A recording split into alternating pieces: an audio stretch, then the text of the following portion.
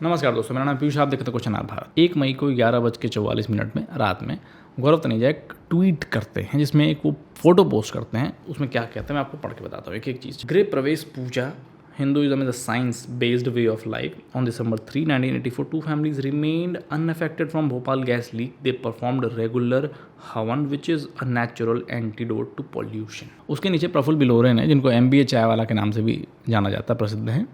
उन्होंने कहा कि कॉन्ग्रेचुलेशंस, हमें हिंदू होने पे गर्व है। तो ये काफ़ी अच्छी बात है।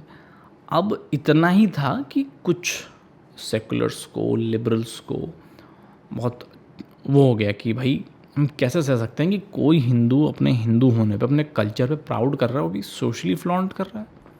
हमें भी तो योगदान देना पड़ेगा, कैसे हम गिराने नहीं पहुंच सकते। देखिए क्या कहा गया। तो सबसे पहली पंक्ति में खड़े होते हैं Dhruv Rathee. Can anyone explain exactly which substance coming out of the fire are a natural antidote to pollution? Is it CO2, CO, NOx, SOx or something else? मतलब ध्रुव राठी की बात का तो स्पेसिफिक जवाब है मेरे पास। वीडियो को पूरा देखिए, मैं चाहता हूँ इतना शेयर करिए कि ध्रुव राठी तक पहुँच जाए। ठीक है, उसको जवाब चाहिए था, मैं उसको जवाब देना चाहता। फिर किसी भाई साहब ने कहा कि हिंदू होने का गर्व इज़ ऑल राइट, बट बेवकूफ़ होने को कौन फ्लॉन्ट करता है। दिलीप मंडल नामक व्यक्ति का कहना है कि IIT में इन्होंने भारी सब्सिडी वाली सस्ती पढ़ाई की है। इनकी पढ़ाई का खर्चा तमाम भारतीय टैक्स पेयर्स, जिसमें एक साबुन खरीदने वाला भी शामिल है, ने चुकाया है। इससे वह पैसा भारत सरकार को वापस लेना चाहिए। पूरी पढ़ाई मिट्टी में मिला दी, क्या फ़ायदा हुआ IIT में, अंदर दिमाग ही नहीं बना। ये वो व्यक्ति कह रहा है जिसको खुद इतना मतलब इस हद तक रिजर्वेशन मिलता है कि अगर एक जनरल व्यक्ति चाहे IAS IPS बनना, तो उसके लिए सारे अटैम्प्ट कम पड़ जाएंगे, लेकिन इनके लिए अनलिमिटेड अटैम्प्ट दिया जाता है। इनके लिए बहुत बड़ा क्राइटेरिया बढ़ा दिया जाता है कि आप आराम से घुस जाइए, एकदम गधे अनपढ़ भी हो तब भी आपके लिए एक थोड़ी सी सहूलियत दी जाती है। मतलब ऐसे लोग तो ना ही बोले जो रिजर्वेशन का ताज अपने सर पे पहन के घूमते हैं और वो विक्टिम कार्ड दिखा के हर जगह एंट्री ले लेते हैं। अब रही बात ध्रुव राठी की और कुछ ऐसे लोगों की जिनको लग रहा है ये बेवकूफ़ियत है, इसमें क्या क्या एलिमेंट्स होते हैं। मैं आपको कुछ स्क्रीनशॉट्स, कुछ जर्नल्स, कुछ रिसर्च पेपर्स के स्क्रीनशॉट और नीचे लिंक दे दूंगा। ठीक है, स्क्रीनशॉट दिखा दूंगा, वीडियो पॉज करके पढ़ लीजिए। ठीक, लिंक दे दूंगा, आप नीचे डिस्क्रिप्शन में पढ़ लीजिए। और एक इस बेवकूफ़ ध्रुव राठी को मैं बताना चाहता हूँ। इसने सिंपल वही बात है ना कि अगला लिख रहा है कि हवन और होम और अग्निहोत्र की बात चल रही है, ठीक है, यज्ञ की बात चल रही है। इसने सिर्फ रिलेट किया फायर से।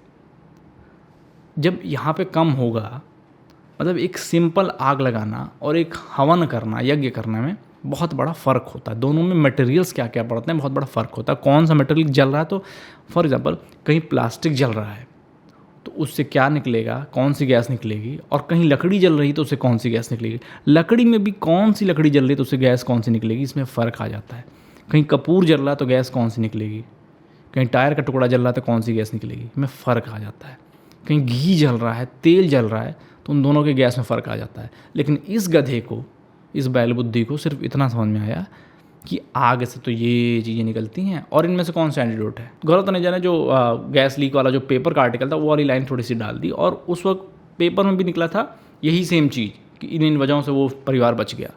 तो अगले ने तो कुछ गलत किया नहीं लिख के, और ये तो प्रफुल्ल बिलोरे और तनेजा ने तो सिर्फ एक कल्चरल चीज़ बताई है कि हमें प्राउड फील होना चाहिए।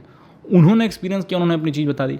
अब इन बैल बुद्धियों ने, जिनको कोई मतलब नहीं, ध्रुव राठी जो विदेश जा चुका है, उसको भारत के कल्चर को गाली देने में बहुत मज़ा आती है। उसको इस बात के पैसे मिलते हैं, व्यूअरशिप मिलती है, तमाम अटेंशन मिलता है इसी बात के लिए, और इसी बात के लिए रिकॉग्निशन भी मिलता है। तो उसने अपना काम कर दिया। और मैंने आपको वो चीज़ें बता दी कि आम की लकड़ी, कपूर और घी और इन सब चीज़ों को जलने से क्या क्या फ़ायदे होते हैं। आपने पढ़ भी लिया होगा, नहीं तो पॉज करके पढ़ लीजिए, नहीं तो आर्टिकल डिस्क्रिप्शन में पढ़ लीजिए। और मुझे उम्मीद है कि इन गधों तक अगर बात गई होगी तो ये लोग भी पढ़ लेंगे, और पढ़ने के बाद भी अगर ये लोग वही सोच रखते हैं तो प्रॉब्लम शायद इनमें है।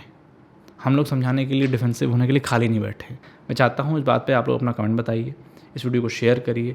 जिन जिन को इस बात पे जवाब चाहिए उन तक जवाब पहुँचाइए। और सेकुलरिज्म, लिबरलिज्म और साइंटिफिक होना सिर्फ वहीं तक सीमित रहेगा कि हिंदुइज़्म को, कल्चर को, रीति रिवाज जो भी कुछ बचा है, जो भी, उसको गाली देना है। और हम सबसे एलीट क्लास हैं, हमारी रिस्पेक्ट होनी चाहिए और हमारी बातों को तवज्जो देनी चाहिए। तो भाई ये नहीं है, ये पैमाना बदल चुका है। फिर मिलते हैं अगले वीडियो में। जय हिंद, वंदे मातरम।